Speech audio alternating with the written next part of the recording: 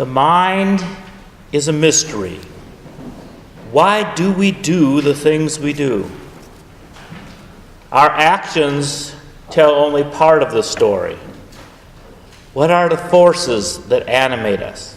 Who are we inside? Is it possible that there are forces inside us that secretly control us? Do humans have a soul? And what does it respond to? These are the questions pondered by psychoanalysis. Behavioral psychology focuses on the observable actions and tangible rewards. Psychiatry is focused on the chemistry of the brain. Psychoanalysts try to observe or to infer the unobservable. It analyzes the mind rather than the brain, the psyche, the soul. This journey into the intuitive makes psychoanalysis the science that most resembles religion. The principal founder of psychoanalysis was Sigmund Freud.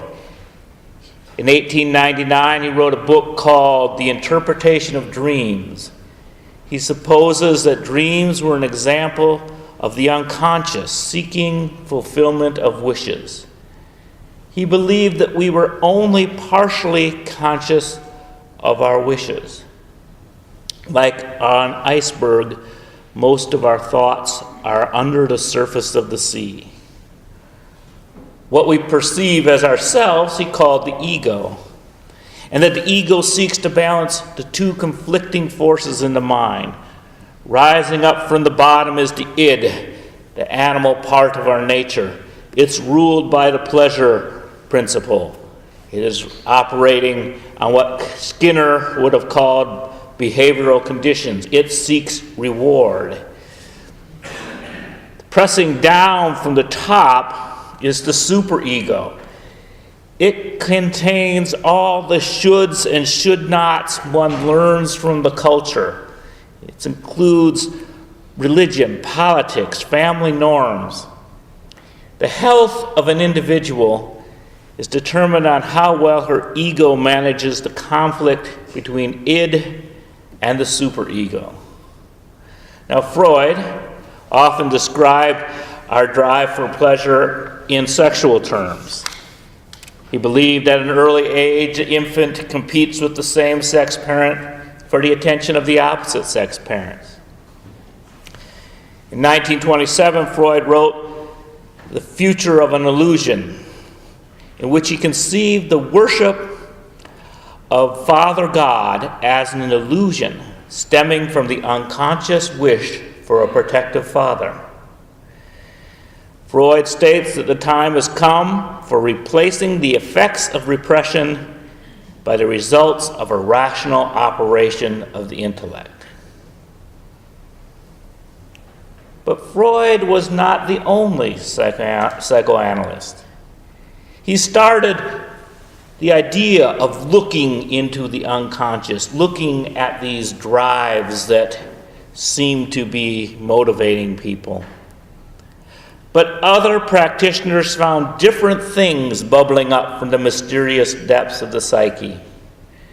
Just as different priests looked to the heavens and found different gods, different psychoanalysts found different motives driving the human mind.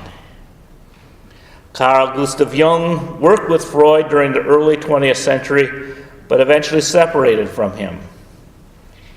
He believed that the unconscious was not just personal to the individual, as Freud did. He believed in a collective unconsciousness. It contains the ancient wisdom that evolved with humanity. The human struggle, in Jung's opinion, was not in resolving the psychosexual traumas of infancy, but rather a search for understanding. In Modern Man Searching for a Soul, he writes, The great decisions of human life have, as a rule, far more to do with instincts and other mysterious unconscious factors than with conscious will and well-meaning reasonableness. Every civilized human being, whatever his conscious development, is still an archaic man at the deeper levels of his psyche. Just as the human body connects us with the mammal and displays numerous relics of earlier evolutionary stages going back even to the reptilian age, so the human psyche is likewise a product of evolution, which when followed to its origins shows countless archaic traits. That's why sometimes one can participate in a ritual of an ancient religion and still feel something, even when one consciously doesn't believe any of it.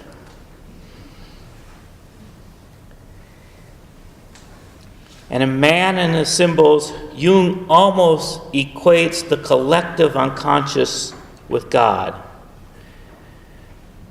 He wrote, "Because we cannot discover God's throne in the sky with a radio telescope, or establish for certain that a beloved father or mother is still about in a more or less corporeal form, people assume that such ideas are not true. I would rather say that they are not true enough, for these are conceptions of a kind that have accompanied human life from prehistoric times and still break through into consciousness without any provocation." And that idea that each of us have had transcendent moments where we've been connected to something that is more than ourselves, whether it is a cultural group or a feeling of belonging in nature or to all humanity or to God or to the universe. There's these moments where it breaks through, where it surprises you and you say, "Oh, that was amazing, awesome, wonderful." In general, people have perceived Jung as more friendly to religion and Freud as hostile to religion. Another psychoanalyst, Erich Fromm, in his book Psychoanalysis and Religion, suggested it's more complex. He wrote that Freud holds that the aim of human development is the achievement of these ideals: knowledge, reason, truth, logos, brotherly love, reduction of suffering, independence, and tranquility. While there are certain differences in the accent among these teachings, Buddha emphasizing the reduction of suffering, the prophets stressing knowledge and justice, and Jesus' brotherly love, it is remarkable to what extent these religious teachers are in fundamental agreement about the aim of human development and the norms which ought to guide man. Freud speaks in the name of the ethical core of religion and criticizes the supernatural aspects of religion for preventing the full realization of these ethical aims. For Jung, the religious experience is characterized by a specific kind of emotional experience, surrender to a higher power, whether this higher power is called God or the unconscious. Fromm asserts that Freud is an advocate of humanistic religion and Jung an advocate of authoritarian religion that requires surrender. In a humanistic religion, God is the image of man's higher self, a symbol of what man potentially is or ought to become. In authoritarian religion, God becomes the sole possessor of what was originally man's, his reason and love. The more perfect God becomes, the more imperfect becomes man. His only access to himself is through God. In worshiping God, he tries to get in touch with that part of himself which he has lost through projection.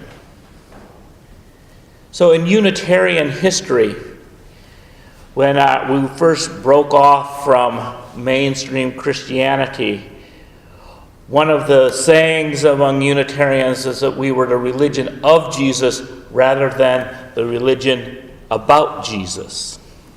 And that distinction was along those same lines.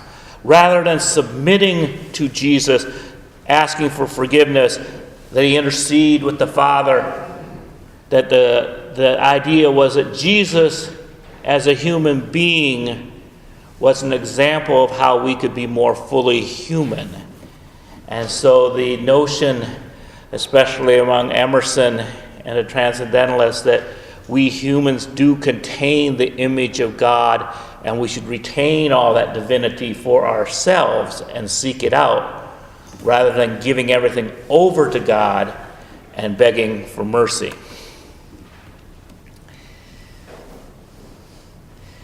There's a dichotomy in religion. For some, religion is about what one does.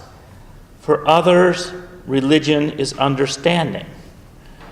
Freud, in the extroverted expression of religious ethics, and Jung, an introvert, who developed, by the way, the terms extrovert and introvert, chose to focus on the understanding the internal mystery. Ethics stresses the right and wrong thing to do, but Jung takes a different take on the process of living. He wants people to understand their whole self, not just the good parts. He came up with the concept of the shadow self.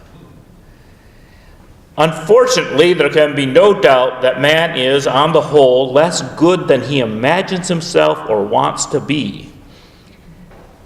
Everyone carries a shadow, and the less it is embodied in the individual's conscious life, the blacker and denser it is. If an inferiority is conscious, one always has the chance to correct it.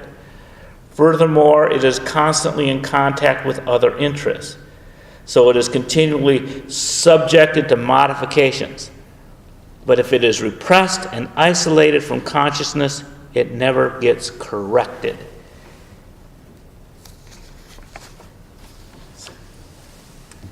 There's such a tendency in our lives, when someone asks, "How you doing?" we say, "Fine." It's almost like an automatic response. But are we indeed really doing fine? Now, most people in a social situation don't want to hear about every struggle that we've had, but some of us, in our own conversations, deny what might be wrong with us. We may be grieving. We may be angry. But if we say, well, we're nice people, we don't want to feel like we are sore losers or that we are, not kind at all times. And so we pretend that we're always good people. Yet we have this shadow, what some religionists would call our demons, that tend to sneak up to us in the form of addictions or dysfunctions in relationships, where we just think that everything is going fine, and then we lose our keys and we go into a giant meltdown about how we are such incredible losers. And it's like, where did that come from? That comes from a deeper place, a place that is much deeper than the keys. I mean, on a behaviorist level, keys represent being able to drive away because they're practical. But on a psychoanalytic level, losing your keys is losing all your access to power, all your ability to go in and out of the world. That's a lot heavier than just not being able to go to the store right now.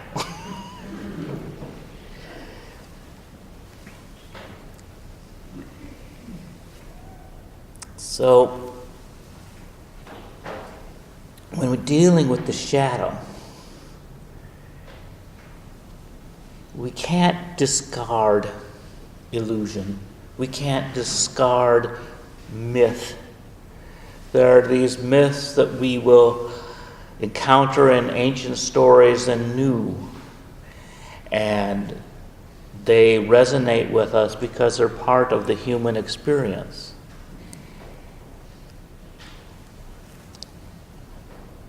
And Erich Fromm talks about how we merge this external ethic and this internal understanding. Saying, if we imagine someone brave enough to withdraw all projections, you get a person who is conscious of a pretty thick shadow. Such a man has saddled himself with new problems and conflicts. And that when you just tell yourself that everything's fine, you're in denial. So you have no conflicts. But if you look at your shadow, oh my goodness, I have a lot of work to do, and so do most of you, I imagine.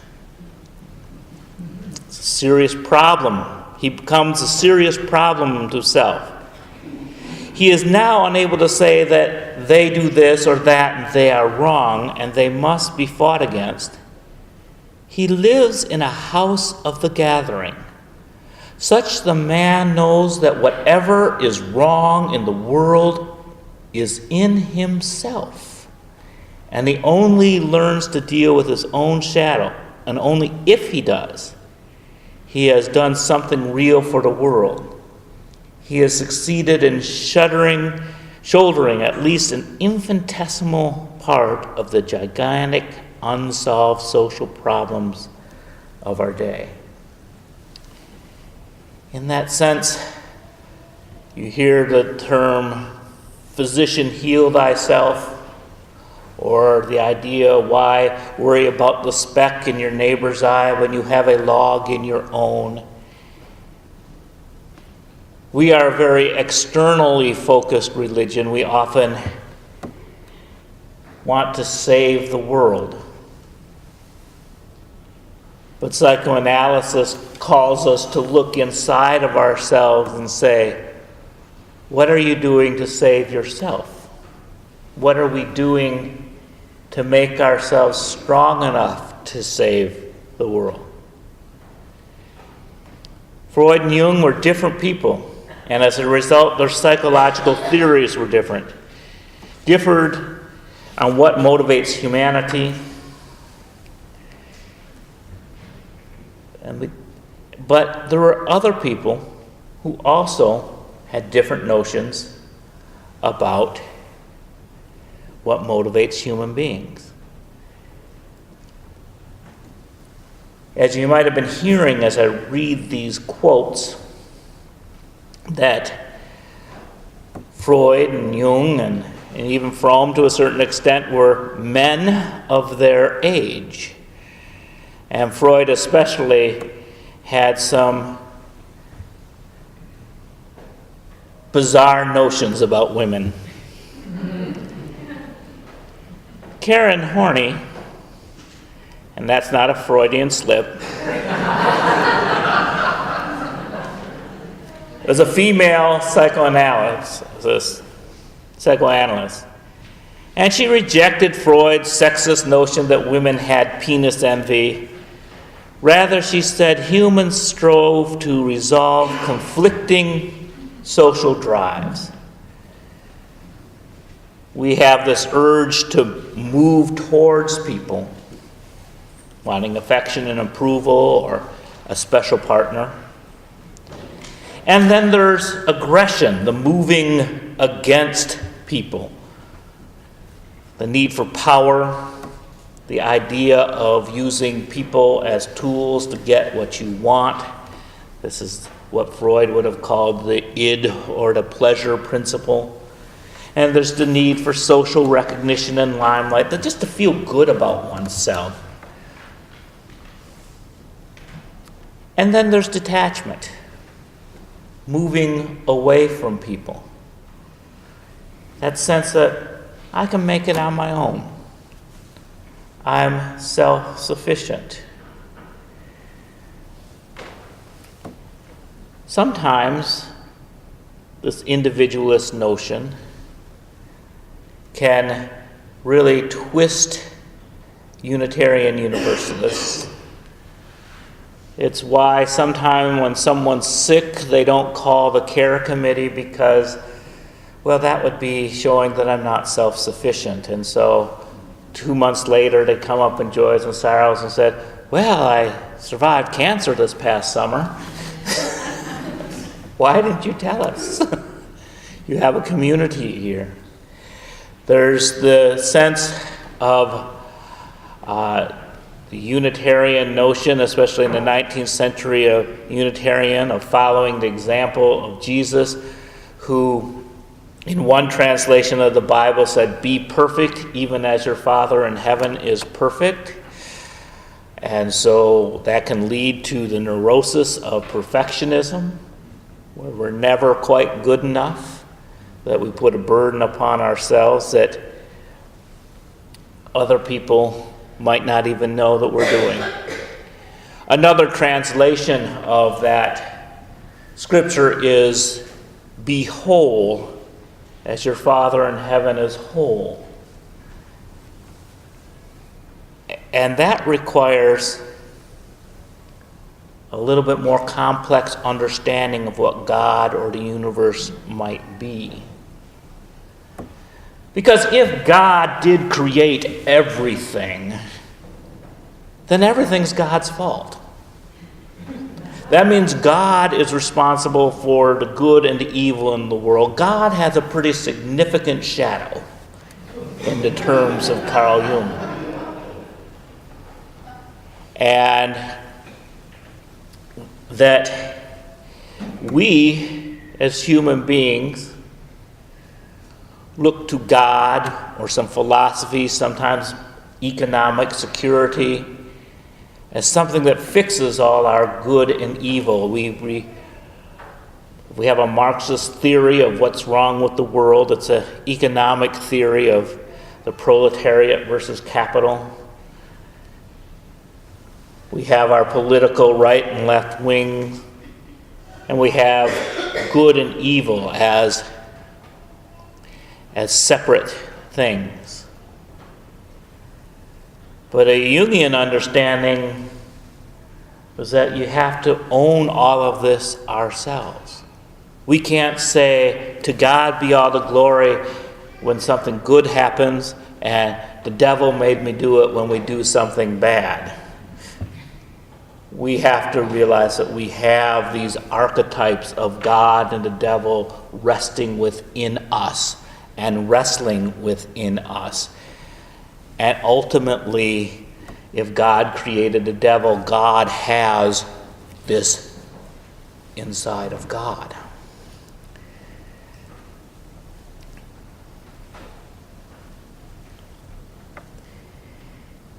Almost any psychoanalytic theory involves with coping with drives, needs, or archetypes that are larger than the individual. These concepts take on the role of principalities and powers, as the Apostle Paul would say. In the religious context, these concepts are attributed to the mind of God. In psychoanalysis, these concepts are in the mind of humanity. Love, power, truth, good, evil. Do these come from above or from within? What is the ultimate power and ultimate truth? Do we submit to the ultimate, or do we strive to be the ultimate? Are we dependent in our submission or independent in our striving? I think Horney's theory points to the idea that we are, in fact, interdependent. She writes, all the drives for glory have in common the reaching out for greater knowledge, wisdom, virtue, or powers that are given to human beings. They all aim at the absolute, the unlimited, the infinite. Nothing short of absolute fearlessness, mastery, or saintliness has any appeal for the neurotic obsessed with the drive for glory. He is therefore the antithesis of the truly religious man. For the latter, only to God are all things possible. The neurotic's vision is, nothing is impossible to me.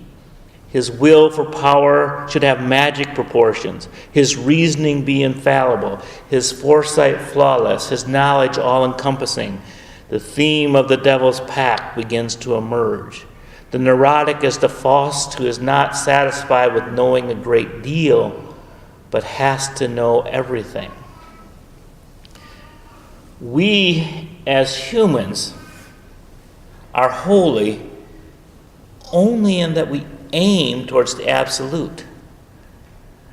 Our striving is evidence of our independence, yet we become out of balance when we fail to realize that we personally cannot reach perfection. It is something greater than us, and we are dependent also on it for guidance. Interdependence recognizes that conflict between dependence and independence.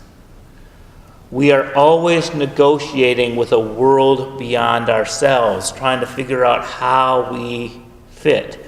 Freud would say it was the ego struggling with the id and superego. Some religionists would characterize it as a struggle between God and the devil, an angel on one shoulder and a demon on the other. Jung said one tries to find the authentic self by finding a harmony between the ideal self and the shadow self.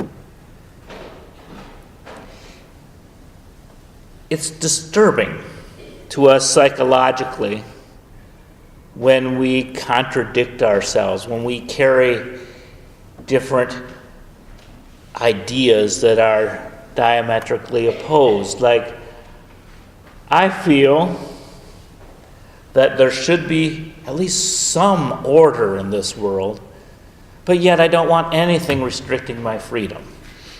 So this struggle between freedom, which some people call chaos, and order, which some people call fascism, are always present in us. These struggles, these drives, and we find ourselves caught in the middle, feeling powerful and powerless, individual and part of a collective, unique yet ordinary. You are special, just like everybody else. Active and passive, independent yet dependent. The interdependent web of all existence of which we are a part. The seventh principle of Unitarian Universalism recognizes the paradox of the human condition. We need each other in order to truly become ourselves. We are influenced by unseen forces that are hard to describe. Show me God. Show me love. Not examples of love, but love itself. Or power.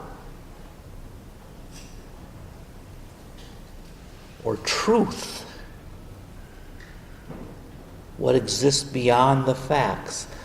These are concepts and forces that are unseen and hard to describe. Like gravity. But it's worthwhile to try to describe these concepts and live them authentically. By sharing our stories, we see the common humanity and our individuality. So tonight, when you go to sleep, perchance to dream, remember your dream. Pay attention to those things that seem absurd in your life, or those random things you think while you're driving the car, and you say, "No, that's not really me." Yeah, it really is you. We all contain a certain amount of craziness, a certain amount of willfulness. There's a fine line between selfishness and self-love. There is a fine line between being charitable and being a martyr and losing oneself totally. All these internal struggles, all these crazy notions that we get of what we would do if the world was perfect, and all the ways that we beat ourselves up for not being perfect. To explore these and understand these is the job of psychoanalysis, and it's the job of religion.